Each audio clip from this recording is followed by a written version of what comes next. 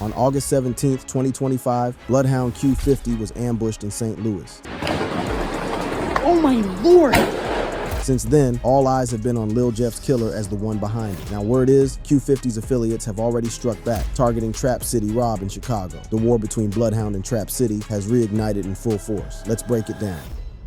How Q50 got set up in the Lou and almost lost his life. For those who've been following the scene, you already know Q50 and his Bloodhound family don't play when it comes to that get back. The Bloodhounds operate within a group known for its involvement in ongoing feuds with rivals like Trap City, Toss Gang, Risky Road, and TMC, with a documented pattern of retaliatory violence when members or close affiliates are attacked or killed. These ain't no studio gangsters. These boys really about that action. And now, it looks like Q50's camp has struck back again with their own brand of revenge. To understand how it all came to this, we need to go back. Q50, whose government name is McQuail Tyreek Cooper, had been grinding hard to get where he was at. The 20-year-old from the south side of Chicago never even planned on being a rapper initially. Q50 himself has said he wasn't even supposed to be rapping. It was Lil Jeff, Lil Sko, and Vert who were the ones taking music seriously. But when tragedy struck and took his closest family members, he had to step up to carry on their legacy. The young king had been through some real trials and tribulations that shaped him into the street-smart individual he became. Q50 got expelled from 6th grade for bringing a BB gun to school and shooting a female student with it, which showed early on that he wasn't one to be played with. Throughout his school years, he bounced between Chicago and Indiana, always staying connected to the streets that raised him. But it was his relationship with his cousin Jeff that really defined who Q50 was as a person. Q50 has described how he and Jeff didn't really connect closely until they were older, around the time they were figuring out their life paths and entering the streets together. They became inseparable, and Jeff became like the big brother Q50 never had from his absent father. It's pretty serious out there in Chicago, okay? The Bloodhounds, you saw the video about Lil Jeff, the infamous alleged hitman who claimed himself, he said himself that he had 11 bodies, he had 11 hats, but his right-hand man Q50, he'd been running around the world saying that he got 8 bodies, all right? So check it. August 17th, 2025, Q50 was feeling himself heavy. Homie was fresh off some major wins in his rap career, signed to Grade A, and his music was doing numbers. Q50 posted up that he was in St. Louis, showing off his diamond watch and preparing for what appeared to be a successful show. The young king was flashing that bust-down Rolex with the Arabic numerals, looking fly as hell, letting everybody know he was in the Lou ready to turn up. But see, here's where the plot thickens, real thick. Word on the streets was that Q50 had some unfinished business in St. Louis. And by unfinished business, I mean Q50 had allegedly stolen $60,000 from St. Louis locals, which he later bragged about in his lyrics. The backstory on this theft was even more disrespectful. According to sources, the money was allegedly stolen to retrieve a chain that belonged to one of his homies, making it not just about the bread, but about respect and loyalty. The performance itself was looking solid initially. Q50 was on stage doing his thing, crowd was turned, energy was right. But little did he know some real killers were plotting in the shadows, cooking up something special just for him. These St. Louis boys had been waiting for this moment, and they wasn't about to let him slide back out their city without paying the piper. Now, I'm gonna give you the little backstory of why this actually allegedly went down, okay? People are saying he ran off with 60,000 from people in St. Louis, right? This is going around on Reddit. Q50 shot in St. Louis after allegedly running off with $60,000. According to multiple sources who was plugged into the situation, the people Q50 had allegedly stolen from had orchestrated an elaborate setup. These cats really went all out. They booked him for the same show where they planned to serve him that hot shit. Talk about playing chess while your opponent playing checkers. They had this young man walking straight into a death trap, and he ain't even know it. When Q50 and his people stepped out that venue, they walked dead into an ambush that was more coordinated than a military operation. Reports indicate that his vehicle was hit with over 60 rounds from automatic weapons, with some sources suggesting the attackers used 7.62 caliber ammunition. Now that detail hit different when you know Q50's handle is literally .762. These boys were sending a message written in straight disrespect and gunpowder. The mathematics was cold-blooded and calculated. Allegedly, there were 60 shell casings at the scene. So they done sent a message, you want to take 60K, we're going to give you back 60. 60 rounds for $60,000. That's some real street accountant type timing right there. Allegedly, there were 60 shell casings at the scene, so they done sent a message, you want to take 60K, we're going to give you back 60. We don't give it back. We're giving it as good as we get it, all right? 4 people caught that work and ended up in critical condition, and initial reports had everybody thinking Q50 might not make it out this one. The sight of what looked like his Escalade crashed up at the emergency room had the whole internet going crazy. This is looking like a Cadillac Escalade truck crashed into the emergency room, okay? This is looking like it was a frantic dash for the emergency room. They're saying that 4 people got shot outside that show. But here's where it gets real spicy. Soon as word hit social media about the shooting, certain individuals couldn't keep their mouths shut. St. Louis rappers CTS, Lou Wick, and Rel Houdini, affiliated with groups like 1448, Valet Gang, and CTS, publicly took credit for the attack online, posting up victory laps and clowning Q50 before they even knew if he was dead or alive. Now, CTS Lou Wick, for those who don't know, ain't just some rapper talking tough on the internet. CTS Lil Wick posted about it too, man. CTS Lil Wick, white rapper with 10 hats from SDL. He trolls Q50 after the shooting. This cat got a body on his jacket. He beat a body on self-defense after allegedly valet parking somebody while out riding dirt bikes. So when he started trolling Q50, this wasn't just some civilian talking reckless. The disrespect was real and it was loud. But what these St. Louis cats didn't understand was that they wasn't just beefing with Q50. They was going to war with the whole Bloodhound family. And anybody who knows about Chicago politics knows that's a mistake you only make once. While Q50 survived that ambush and went live on IG talking his shit like nothing happened, back in Chicago, the whole Bloodhound organization was heating up. Word was traveling fast through the trenches, and everybody who was anybody in that camp was ready to slide. The disrespect was too flagrant, too public, and too personal to let slide. Why the Bloodhounds don't play about get back.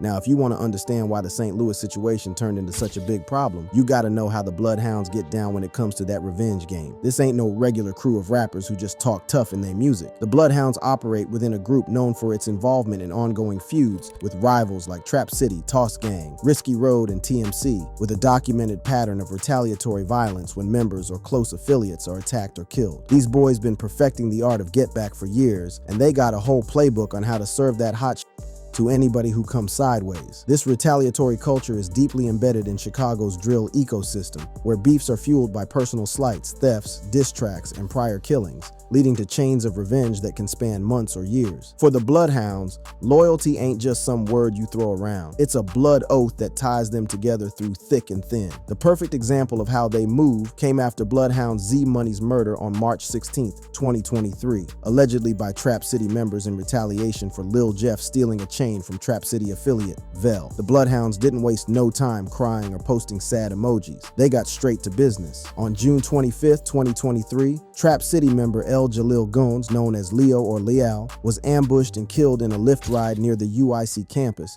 with over 20 rounds fired. But the real turning point, the moment that showed everybody just how deep this brotherhood runs, was when they lost Lil Jeff. See, Jeff wasn't just another member of the squad. He was the heart of the whole operation, Q50's blood cousin, and the one who really put them on the map in the drill scene. Q50 has described Jeff not just as a cousin, but as a brother figure, emphasizing their daily interactions and mutual support in both music and street life. The bond between these two went deeper than most people understood. They grew up in the same South Side neighborhood, but didn't connect closely until they were older, when they started figuring out their life paths and entering the streets together. Q50 often talked about how Jeff was like the main character in their story, not because he tried to be, but because that's just how his personality was. You said early on that you felt like Lil Jeff was like the main character. Yeah. It wasn't really like, no, how can I explain? That's just how brother was. Like, you know what I'm saying? He always was like the main character, you know what I'm saying? I don't really know this, like, how can I explain? Their musical chemistry was undeniable. Songs like Don't Blink or Stare and 333 became major hits, with Don't Blink or Stare reaching 20 million streams on Spotify. But what made their collaboration special wasn't just the numbers. It was the authenticity and the real-life experiences they were rapping about. Jeff had been taking rap seriously and was trying to convince Q50 to do the same, even playing their songs when meeting with labels to try to get Q50's name out there. While Q50 was content to stay in the background supporting his cousin's career, Jeff saw something special in Q50 and kept pushing him to step up to the microphone. When Q50 opened up about losing Jeff, you could hear the pain in his voice. Real tears, real emotion, not that fake internet sympathy. It's like my big brother, like this, like my everyday. You know what I'm saying? Like it's we in the same household. You know what I'm saying? We waking up every day, popping out with each other. You feel me? Like this who got my back through whatever. You know what I'm saying? Like he going against the whole world for me. That loss broke Q50 down to his core. In one of the realest moments you'll ever see from a drill rapper, he admitted just how hard Jeff's death hit him. I ain't gonna lie. That's probably the most I ever cried in my life. But see, in the streets, grief don't just turn into sadness, it turns into motivation. After Jeff's death, Q50 took his rap career more seriously as a tribute, releasing posthumous collaborations, and his debut album, Long Live My Brudda, He Probably Killed Yo Brudda, in April 2025, which featured Jeff's verses and kept his memory alive through the music. The response to Jeff's death wasn't just emotional, though. It was systematic and brutal. The most extensive cycle of revenge followed the June 8th, 2024, death of Bloodhound Lil Jeff, who was shot 19 times during a failed hit on Trap City member Mineski in Trap City's territory. What followed was at least 12 months of bloodshed, with over 10 alleged killings attributed to Bloodhound getbacks. The body count started adding up quick. CEO Howen, Risky Road affiliate, was killed on September 25th, 2024, in a shootout on Bloodhound turf at 78th and Maryland, dying 3 days later on September 28th. Trap City Vel, Carter, was executed in October 2024 on Chicago's South Side, explicitly as revenge for Z-Money, with Q50 hinting at involvement in a song preview. But they wasn't just hitting gang members. They were sending messages to anybody who thought they could play with the Bloodhound name. Romeo was killed in a drive-by at Carter's funeral in Harvey, Illinois, in October 2024, caught in crossfire during Bloodhound's continued assault on Trap City. That's some cold-blooded shit right there, not even letting folks mourn in peace. The precision was scary. Lil Scoom, Risky Road, was lured and killed on July 7th, 2024, 30 days after Jeff at 89th and Langley taking 2 chest shots. TMC Slide was shot in the head in May 2024, stemming from a robbery of Bloodhound affiliate 6300 Bro. I just found out that Carter, who's Trap City, who was actually the guy whose chain Lil Jeff stole, that started the war between Trap City and Bloodhound, is gone. He's gone. Carter is gone.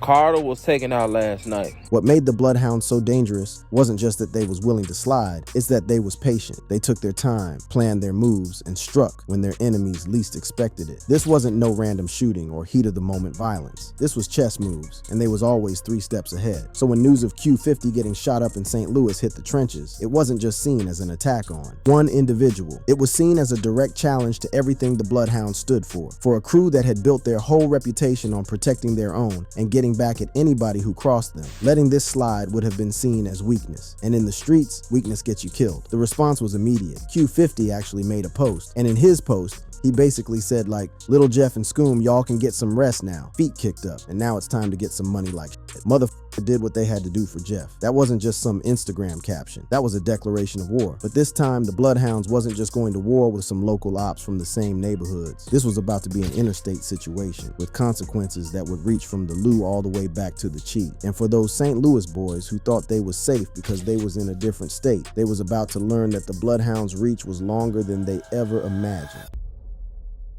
When the smoke cleared and bodies dropped. Now here's where this whole situation gets real crazy and why you gotta be careful about who you play with in these streets. The Bloodhounds' response to Q50 getting lined up in St. Louis wasn't just swift, it was surgical, strategic, and sent a message that echoed through both cities loud and clear. Instead of just randomly shooting up St. Louis or going after the first available targets, the Bloodhounds did something way more calculated. They decided to tie up some loose ends back home first, specifically dealing with the cats who had been responsible for their biggest loss, Lil Jeff's death. It was like they were saying, y'all want to play games? We about to clean house completely. The target they chose was perfect in every way. Carter, the Trap City member, whose chain theft had started the whole war that led to Jeff getting killed. Carter, who's Trap City, who was actually the guy whose chain Little Jeff stole that started the war between Trap City and Bloodhound, is gone. The symbolism was too perfect. The man whose chain started everything was about to pay the ultimate price. What made this hit even more disrespectful was the timing. See, Carter actually got in the interview. He was actually in that same interview, and a clip dropped where he's actually talking about the situation that happened with the chain, how it all happened. Homie was on Couch TV explaining his side of the story, probably thinking he was safe to talk that talk. But here's the kicker. In that same interview, Trap City basically reenacting Little Jeff's death. That clip actually dropped yesterday. And then Carter ends up dying that same night, which is crazy. The disrespect was too much, and the Bloodhounds made sure that mockery was the last thing Carter ever did. So there was a lot of people saying that motherfucker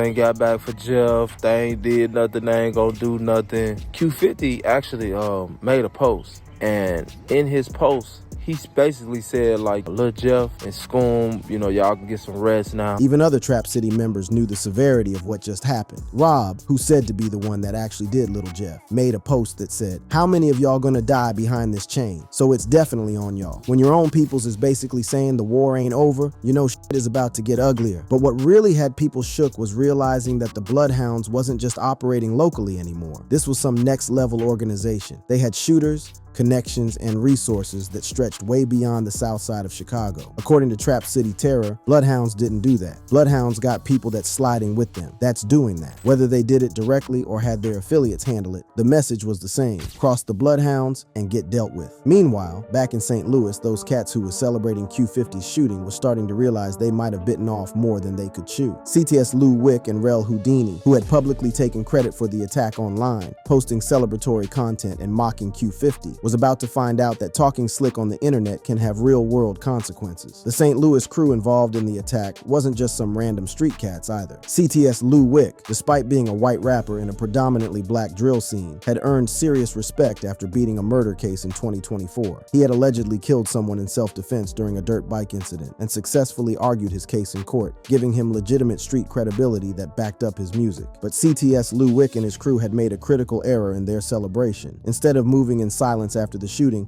they were all over social media taking credit and trolling Q50. One of Q50's ops from 95 Mob, YFG Lil Benji 808, even posted trolling him saying, "Lord, please don't let him make it out of surgery," showing just how much enemies Q50 had accumulated across different states. What made the situation even more complicated was the backstory between these crews. CTS Lou Wick had been connected to Q50's Chicago enemies for months, even smoking on Lil Jeff's name and shouting out 95 Mob 5 months before the shooting. This wasn't just a random robbery gone wrong. This was part of a larger network of enemies who had been plotting against the Bloodhounds. The way they was moving on social media after the shooting was straight up reckless. Some of their own peoples was even calling them out for being too loose with the information. The level of self-incrimination was unprecedented. They were essentially creating a digital paper trail of their involvement in a major violent crime. And look, there's more. I got more, to be fair. I got more case files for you guys, right? Not gonna lie, if my homie tagged me in something like this after a crazy attempt, we're just gonna have to put him off the hood.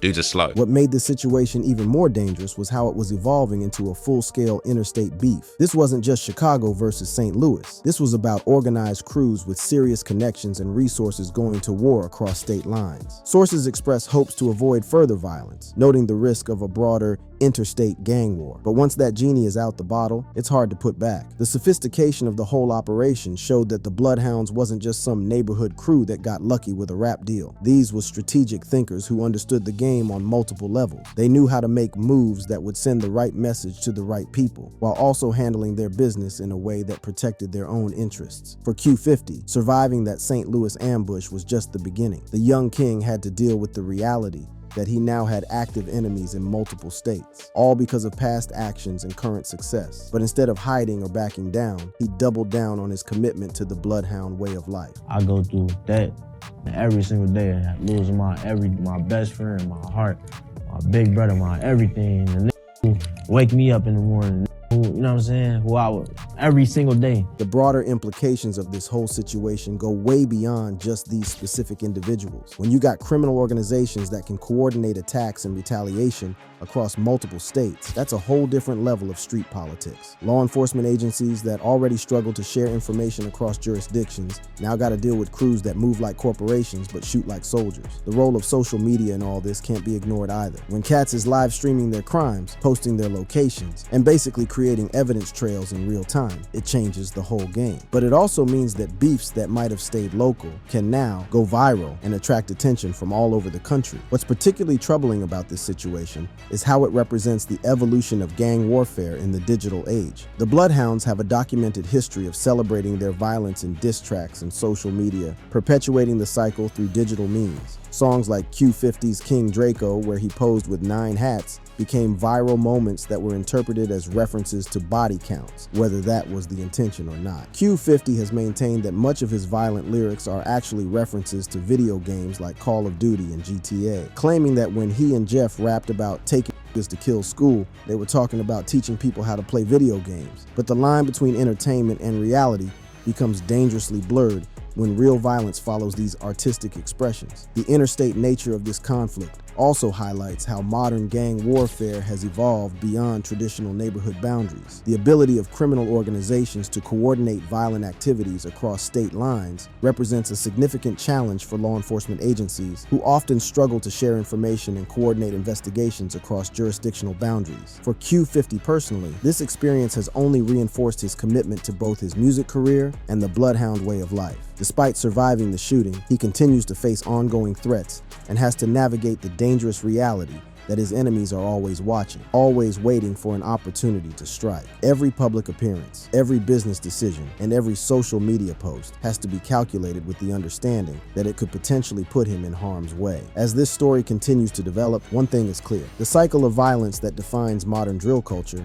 shows no signs of slowing down. Each act of revenge creates new enemies and new motivations for the next round of violence. Q50's shooting in St. Louis and the subsequent retaliation in Chicago is just another chapter in an ongoing war that has claimed too many young lives already. For those watching from the outside, this serves as a reminder that the conflicts we see played out in music videos and Instagram stories have real consequences. These young men aren't playing characters or acting out fantasies. They're living in a world where respect, reputation, and revenge can literally be matters of life and death. The question now is whether anyone involved will find a way to break this cycle before it claims even more lives. But based on the history of similar conflicts and the deep-rooted culture of retaliation that defines these organizations, the violence is likely to continue until either law enforcement intervenes or the participants themselves decide that the cost has become too high. What's certain is that the Bloodhounds have once again proven that they don't play when it comes to protecting their own and getting back at those who cross them. And for anyone thinking about testing them in the future, the message from this situation is crystal clear. They got long memories, longer reach, and they always collect their debts with interest. Thank you for watching. If you enjoyed watching this video, click on one of the boxes playing on your screen